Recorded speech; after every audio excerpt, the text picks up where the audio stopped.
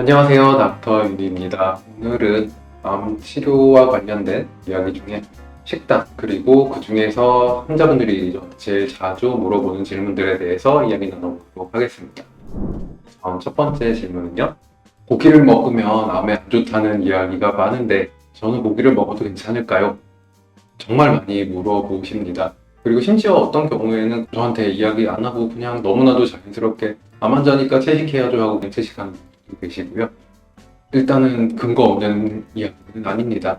특히 암이 어떤 사람이 암이 생길 때, 그러니까 암의 유병률을 높이는데 영향을 미치는 많은 음식들이 있는데 그 중에 유력한 발암 물질로 이야기되고 있는 것들이 고기고요. 특히 고기 중에서도 소세지, 햄 이런 그런 종류의 가공육들 아니면은 훈제하거나 이렇게 불에 그슬린 고기들 이런 것들은 거의 발암 물질 중에서도 아주 대표적으로 거론되는 그런 발암 물질로 이야기되고 있습니다.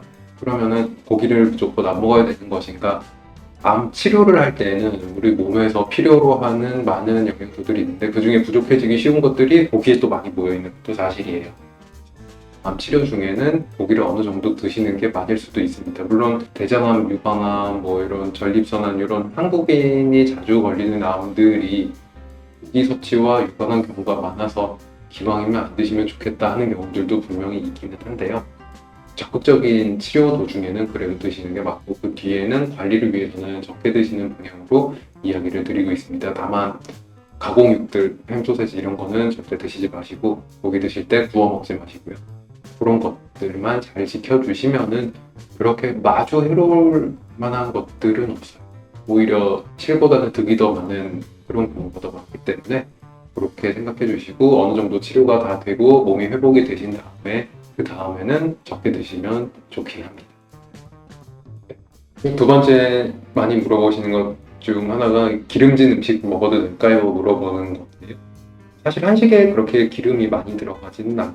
일반적으로 한식으로 식단하시는 분들은 일상에서 쓰이는 그 정도 지방량은 많이 들어가지는 않습니다. 물론 한식이어도 이렇게 고기 위주로 많이 드시는 분들은 당연히 조금 줄이는 것도 나쁘진 않지만 늘 이야기 드리듯이 암 치료 중에는 많은 칼로리 그리고 많은 영양소들이 필요하게 됩니다. 평소보다는. 그런 상황 속에서 지방은 적게 먹고도 많은 영양을 얻을 수 있는 좋은 방법 중 하나고요.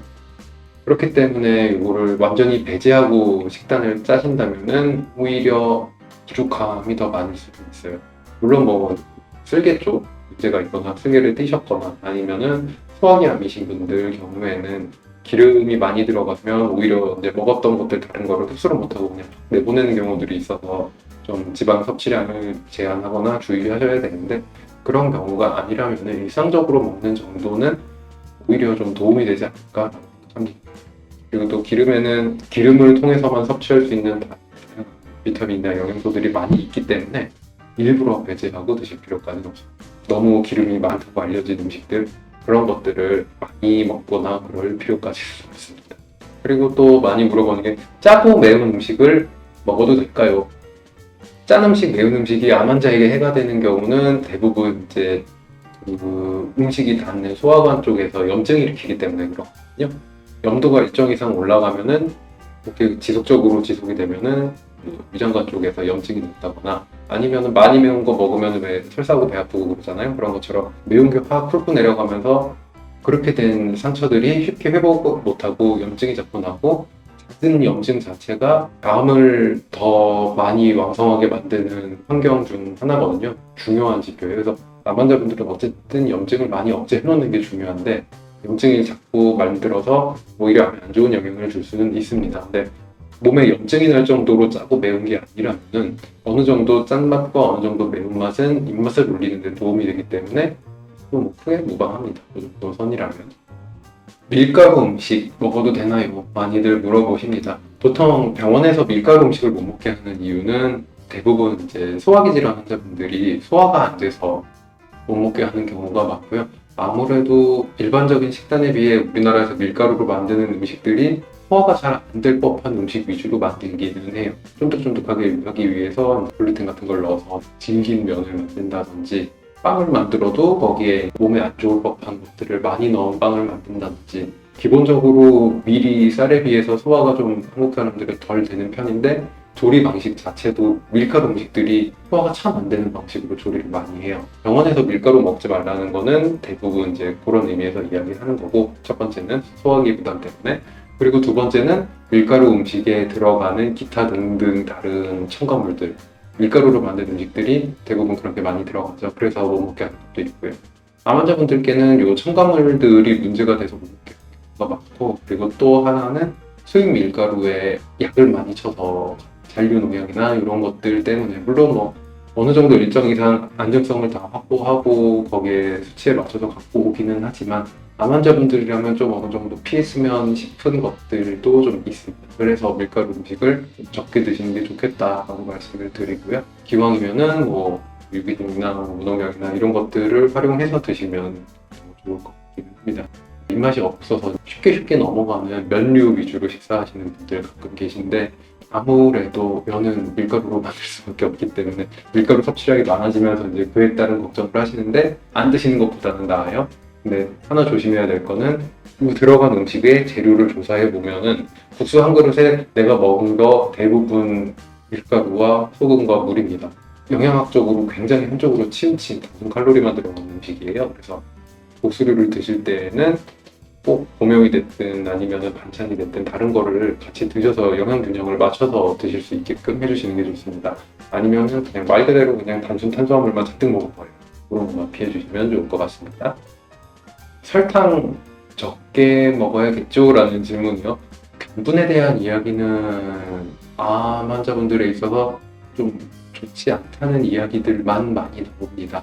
어쨌든 뭐 잘 먹고 열량을 잘 유지하고 살을 찌워야 되고 이런 상황에서 단 거를 많이 먹어서 뭐 걔까지 해가 되겠나 싶기는 하지만, 단순당을 많이 먹는 거는 그만큼 몸에 해로워요. 왜냐면은 똑같은 칼로리를 먹어도 천천히 흡수되는 부분들이 있고, 이렇게 먹으면은 혈당 한 번씩 치솟게 하는 애들도 있고, 그런 부분들이 이제 만성적으로 쭉 유지가 됐을 때 뭐 당뇨병을 만들어서 이렇게 몸에 다른 종류의 문제들 많이 일으킨다고 하는데, 사실 암세포가 에너지 대사를 하는 그런 부분과 그리고 당뇨병이 유발되는 그런 부분과 약간 공통점들이 많이 있어요. 단순당으로 식사를 많이 하면은 암세포들이 굉장히 기뻐하면서 무럭무럭 자랍니다. 그렇기 때문에 단 거를 너무 많이 먹는 거는 좀 해롭다. 근데 물론 굶고 못 먹는 것보다는 단 걸 먹는 게 훨씬 나아요. 그렇긴 하지만 그런 상황이 아니라면은 좀 덜 달게 먹는 게, 그러니까 짠 거 매운 거 먹는 거랑 단 거는 좀 결이 좀 달라요. 단 거 같은 경우에는 좀 조심하시는 게 좋고요. 기왕이면은 그런 거 칼로리 거의 없는 당류들 있죠. 뭐 올리고당이 됐든 아니면 요새 많이 나오고 있는데 그런 것들을 끊어주시면은 그래도 좀 낫기는 한데, 뭐 요즘 연구 결과에 따르면 그런 당류도 좋다 나쁘다 이야기가 많이 나오고 있기 때문에 가급적이면은 좀 덜 달게 드시는 방향으로 생각을 해주시면 좋습니다.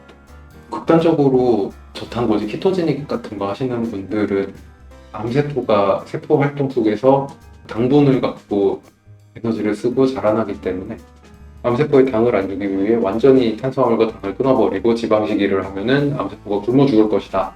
이렇게 극단적으로 이야기하시는 분들, 그럼 당은 먹으면 전부 암세포가 먹는다. 약간 이런 식으로 이야기하시는 분들이 있는데, 키토제닉 같은 경우에는 어느 정도 일리가 있는 이야기들이기는 해요. 그런 식으로 식단을 했을 때 분명히 암이 줄어드는데 도움을 받은 케이스들이 꽤 있습니다. 그렇다고 해서 근데 당을 먹으면 무조건 암이 크냐, 그건 또 아니고, 일부러 엄격하게 탄수화물을 100% 제한하지 않는 이상 우리가 먹은 수많은 뭐 단백질이 됐든 지방이 됐든 뭐가 됐든 우리 몸에서 막 대사를 해갖고 결국 대부분 당류 형태로 해서 몸에 에너지를 공급을 하게 돼요. 내가 뭘 먹어도 상관없이 몸에서 그렇게 바꿔서 공급을 하거든요. 근데 완전한 키토제닉일 때는 좀 얘기가 다르지만, 그거를 제외한 다른 경우에는 어쨌든 나도 먹고 암도 먹고 내가 먹은 음식들은 나눠 먹게 돼 있어요.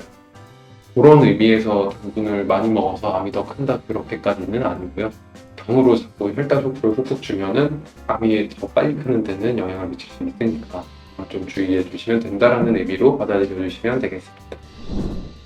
그러면 오늘은 여기까지 이야기 나누도록 하고요.